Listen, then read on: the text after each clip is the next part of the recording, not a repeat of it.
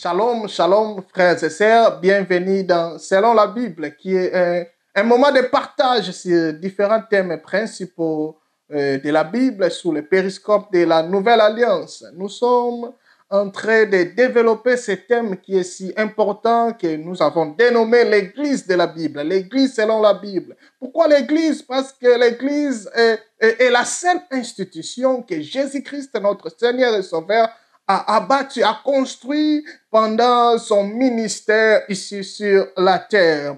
Et ta relation avec cet édifice, ta relation avec cette institution va aussi impacter ou déterminer ta place dans l'éternité. Cela va déterminer ton être et ta place à la fin de cette vie, à la fin de ce monde ici. Donc voilà pourquoi c'est important de connaître, de développer, de discuter, de partager sur l'Église. Et nous sommes arrivés dans le point où nous étions en train de dire, de voir la vie institutionnelle de l'Église. J'aimerais d'abord essayer un peu de nous brosser un peu sur l'Église. Parce que l'Église, quand nous parlons de l'Église, il faut essayer de remettre les choses dans son contexte.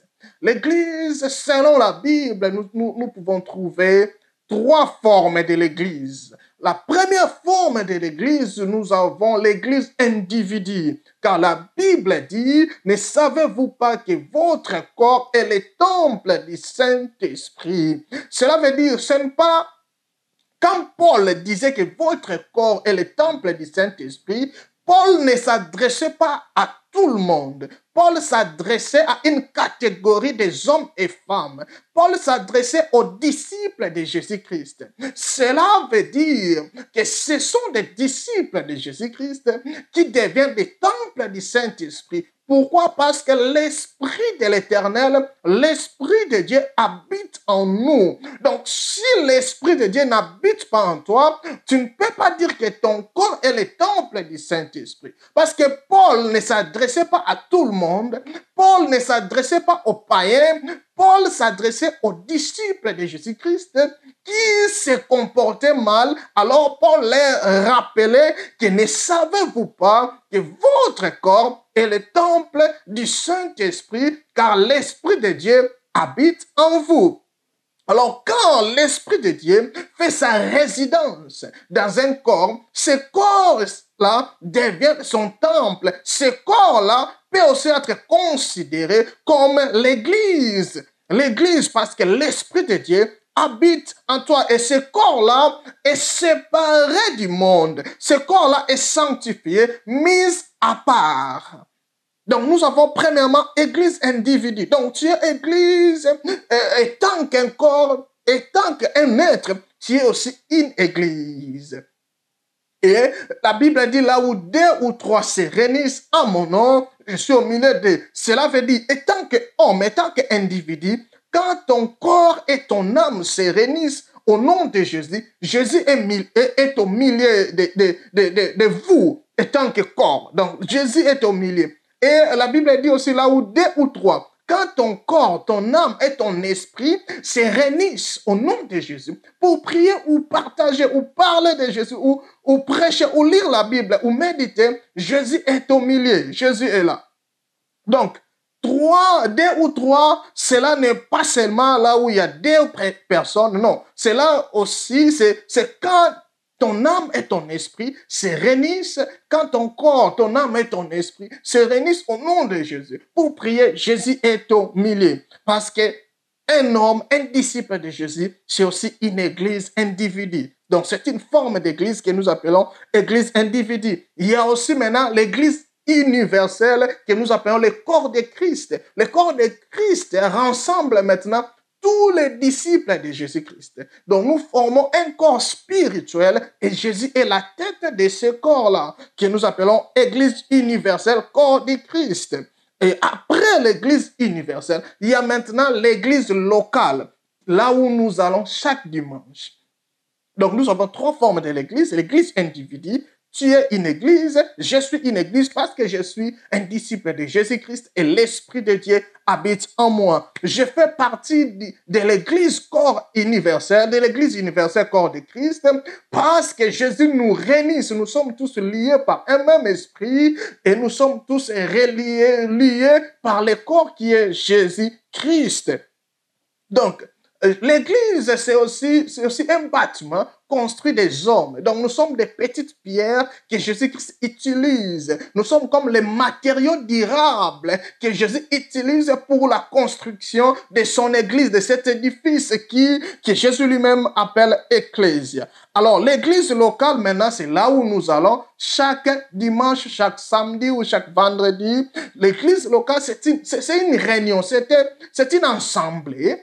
Un rassemblement des hommes et femmes, des disciples de Jésus-Christ. Alors, nous sommes maintenant en train de voir la vie institutionnelle de cette église locale. C'est-à-dire, quand on s'est réunis, c'est pour faire quoi? Quand les disciples sont réunis, quand les disciples décident de former une assemblée, et c'est pour faire quoi? Et nous avons parlé, quand on s'est réunis, c'est pour la vie de prière. Donc, la vie des réunions, nous avons aussi divisé le mode de vie de l'église locale en deux parties. Nous avons dit que la première partie, c'est nous avons appelé la vie des réunions.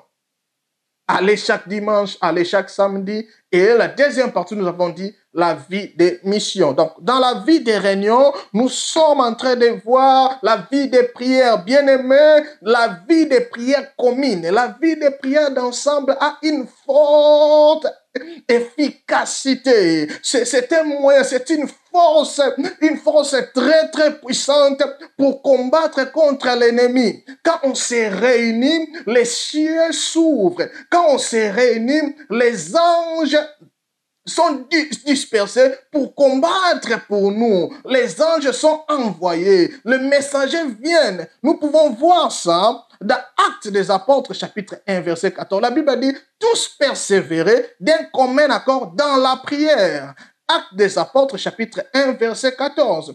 Les disciples persévéraient dans la prière. Ils ne persévéraient pas, ils n'étaient pas ensemble dans des analyses inutiles. Ils n'étaient pas ensemble dans des bêtises sur TikTok ou YouTube ou Facebook, mais ils étaient ensemble. La vie, leur mode de vie, leur style de vie, c'était une vie de réunion pour la prière. Dans la prière, ils persévéraient. La Bible dit ils persévéraient. Ils étaient là à tout moment, à chaque instant, ensemble. Ils priaient ensemble. Donc l'église aussi, nous devons avoir cette vie, ce style de vie, de prier ensemble, d'organiser des prières communes, d'organiser des prières d'ensemble. Lorsqu'il y a un problème, lorsqu'un frère est en danger, lorsqu'un frère est dans le besoin, il nous faut organiser aussi des prières d'ensemble. Nous pouvons voir ça dans Actes des Apôtres, chapitre 12, verset 5. La Bible dit Pierre, c'est l'histoire de Pierre qui était en prison.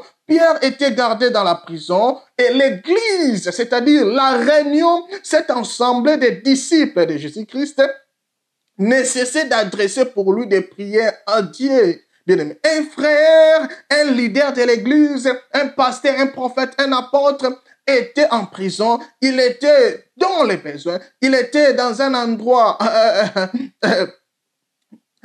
pas bon, hein, dans un endroit où il n'était pas à l'aise, dans un endroit où sa liberté était limitée, mais la Bible dit que l'Église ne cessait d'adresser des prières dont les gens se réunissaient et les gens priaient pour Pierre. Et qu'est-ce qui s'est arrivé, bien-aimé? La Bible dit que quand l'Église priait, l'ange est descendu. Bien-aimé, quand dans nos réunions, dans nos églises, lorsque nous voyons des frères dans les besoins, des frères qui souffrent, qui sont malades, nous devons avoir ce mode de vie, cette façon de faire. Nous devons avoir cette habitude de nous réunir et de prier pour ses frères. Quand il y a une force, quand les gens se réunissent. Nous pouvons voir même les gens qui sont dans les ténèbres. Les sorciers se réunissent pour combattre quelqu'un. Nous aussi, nous devons nous réunir, avoir cette habitude de nous réunir pour combattre contre les ténèbres, bien-aimés. Même dans la famille, nous devons avoir cette habitude-là d'organiser des prières en famille, des prières dans nos maisons, des prières d'ensemble. C'est une force que nous pouvons utiliser pour combattre l'ennemi, bien-aimé. Alors, quelques points que j'aimerais soulever ici, quand nous développons cette vie de prière d'ensemble, nous devons éviter les rituels et pratiques extra-bibliques. C'est-à-dire, nous devons rester dans la Bible. Quand, par exemple, aujourd'hui, nous avons des pratiques où les gens se déshabillent, ni et prient vers 0 heure. Ce sont des pratiques extra-bibliques. Donc, nous devons éviter cela. Nous devons éviter des rituels. Aller prier, par exemple, dans des cimetières. Ce n'est pas biblique. Tu es en train d'ouvrir une porte à l'ennemi. Amen. Donc, je prie que le Saint-Esprit puisse nous aider de rester toujours dans la Bible. Quand nous organisons des prières d'ensemble, bien-aimés, nous devons aussi laisser la place au Saint-Esprit de nous conduire. Nous ne devons pas créer nos traditions. Nous ne devons pas aussi faire de notre propre expérience une doctrine. Nous ne devons pas aussi placer un autre nom ou un autre médiateur à la place de Jésus-Christ. J'avais parlé de ça l'autre fois où je disais il n'y a pas de place pour prier, pour demander à Saint Paul ou à Saint Pierre de prier pour nous. Parce que Jésus-Christ lui-même nous a déjà donné l'accès direct à lui, vers le Père. Il nous a dit, priez en mon nom. Il dit, tout ce que vous demanderez en mon nom, je le ferai. Et nous voyons dans la Bible, les disciples priaient au nom de Jésus-Christ. Donc, prions au nom de Jésus-Christ, prions au Père et par le Saint-Esprit, et notre prière sera efficace. Pourquoi il faut éviter des prières extra-bibliques? Parce que quand nous pratiquons des rituels ou des pratiques extra-bibliques, nous sommes en train d'ouvrir une place, une porte à l'ennemi de nous infiltrer, de nous manipuler. Par exemple, si tu commences à prier Maman Marie aujourd'hui, demain, tu risques aussi de prier ta grand-mère qui est décédée. Et si tu commences à aller dans des grottes pour faire des prières, demain, un esprit, quelqu'un va te souffler, te dire, pourquoi tu pars prier Maman Marie devant une grotte et pourquoi tu ne peux pas aller prier devant la tombe de ta grand-mère? Tu vois déjà, à cause d'une pratique extra-biblique, tu te retrouves dans des pratiques sorcellériques. Peut-être tu étais, comment dirais-je, tu étais sincère, tu voulais seulement prier Dieu. Mais en ouvrant cette porte des rituels extra-bibliques, l'ennemi peut en profiter. L'ennemi profite de cela pour t'amener dans la sorcellerie, dans la nécromancie. Demain, tu vas aller prier dans une tombe et tu tombes. Tu pries devant une tombe et tu tombes dans la nécromancie. Bien-aimé, et la Bible dit, nous devons prier sans cesse. Prier toujours.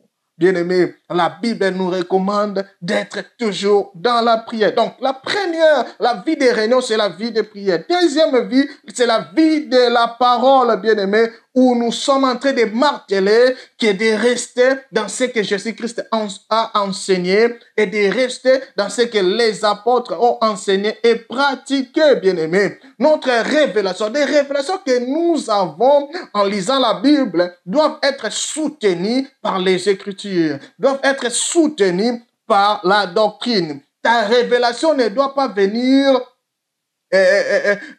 renverser la doctrine, ne doit pas venir renverser la fondation, mais ta révélation de la parole de Dieu doit venir soutenir la doctrine. Donc, nous devons aussi éviter les enseignements extra-bibliques. Nous devons avoir la vie de partage entre frères bien-aimés, la vie de partage de la parole de Dieu. Nous ne devons pas nous réunir seulement le dimanche et du lundi au samedi, quand on se retrouve, c'est pour parler futilité. Non, nous devons aussi avoir ce style de vie, cette habitude où quand 2 ou 3 se réunissent, Même au marché, nous partageons la parole de Dieu. Cela, c'est pour nous affermir nous-mêmes. Donc, première vie, la vie de la prière. Développons la vie de prière d'ensemble, même dans nos familles. Vous êtes en couple, organisez des prières, même vous deux, entre deux personnes seulement, organisez des prières d'ensemble et vous allez voir que la main de l'Éternel va se manifester. Organisez des moments de partage, des études bibliques pour grandir, car la parole de Dieu est une nourriture. Quand tu ne manges pas, ta croissance va être impactée négativement. Donc, quand tu manges bien, tu auras aussi une bonne santé spirituelle. Troisième mode de vie, c'est la vie de la communion fraternelle, où nous voyons les disciples qui se réunissaient pour partager les biens matériels aussi, pour aider les pauvres. Nous devons aussi développer ce style-là, cette habitude-là. Aujourd'hui, peut-être l'Église a abandonné cela, où il n'y a pas assez de la communion fraternelle. On peut se réunir dans une assemblée où quelqu'un manque du pain, personne ne se soucie de lui. Donc, nous devons nous réunir, nous devons développer plutôt cette vie de communion fraternelle, où quand l'Église se réunit, c'est aussi pour que ceux qui en ont puissent aider ceux qui manquent.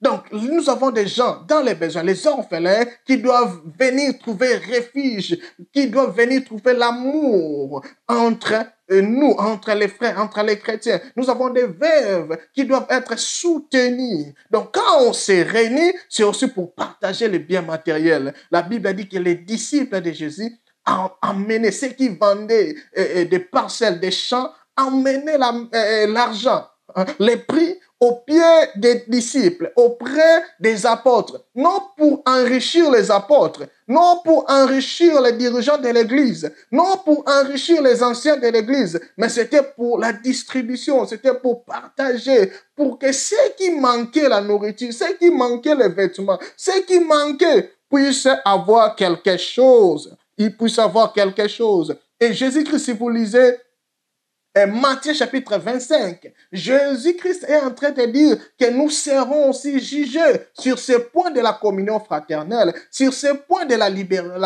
libéralité, sur ce point d'aider les autres, de la charité. Bien.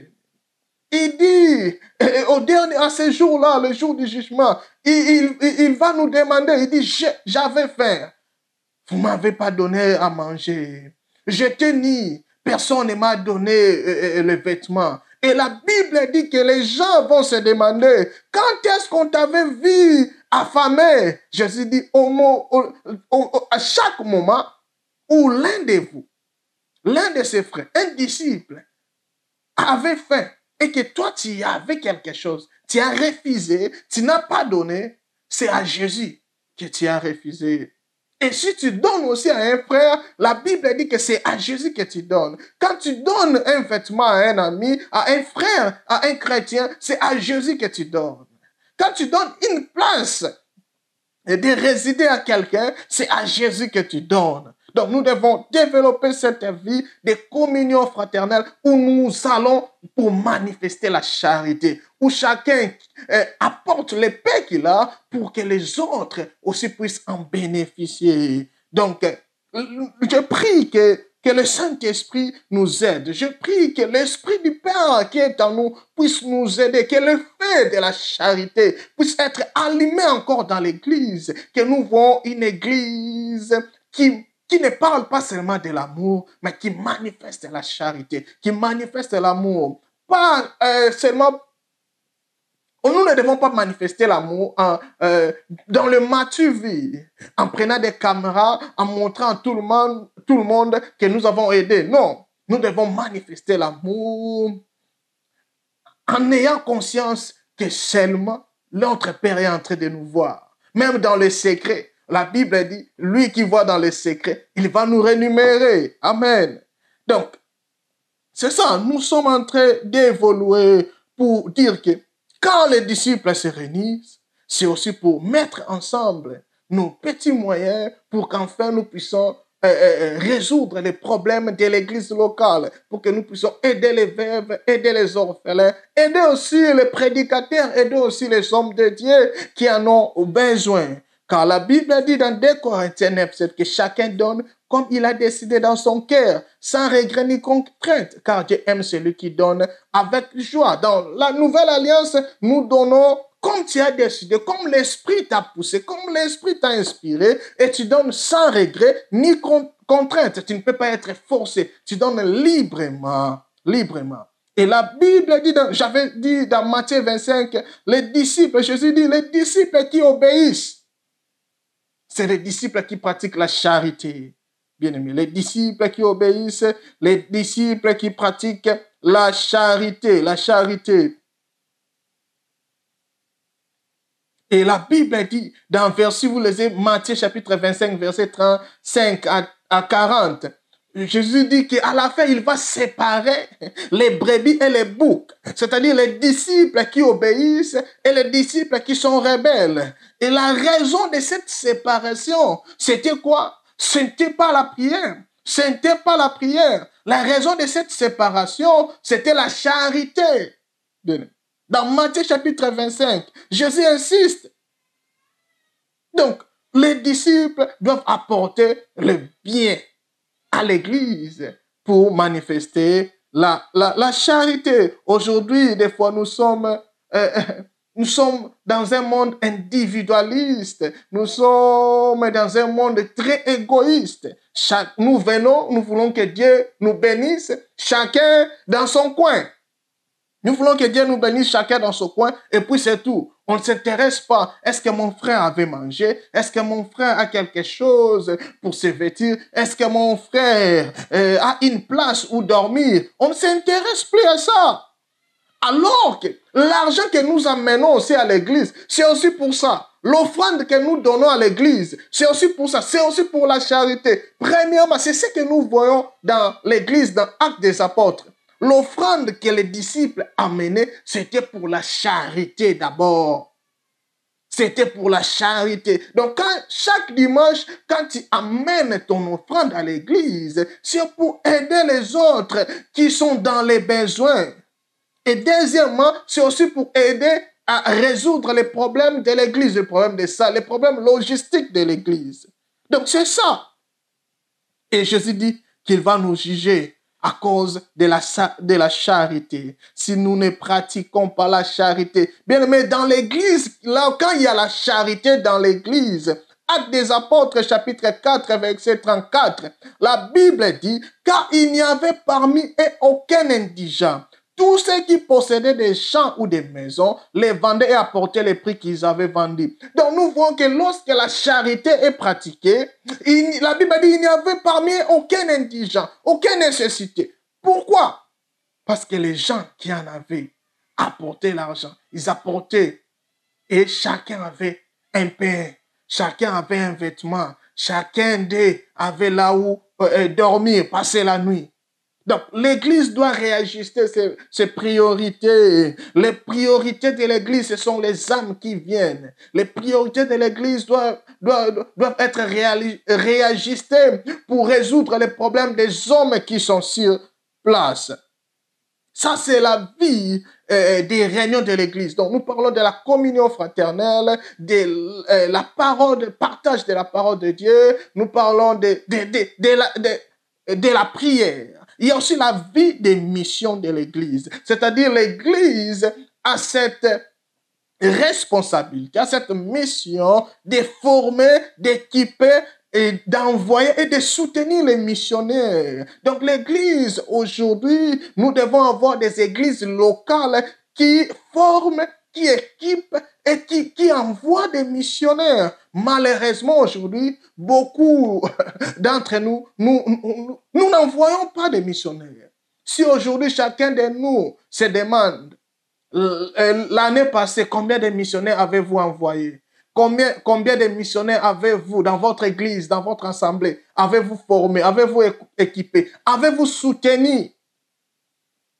Bien-aimés, aujourd'hui, le Seigneur est en train de nous interpeller. Ayons ces cœurs-là pour la mission. Ayons ce cœur-là pour les âmes perdues. La mission peut être locale, la mission peut être nationale et la mission peut être internationale. C'est-à-dire, l'église locale peut décider d'envoyer des missionnaires seulement dans un quartier, seulement dans une commune, seulement dans une cité, seulement dans une ville. Vous pouvez aussi envoyer des missionnaires. Vous pouvez aussi équiper et soutenir des missionnaires.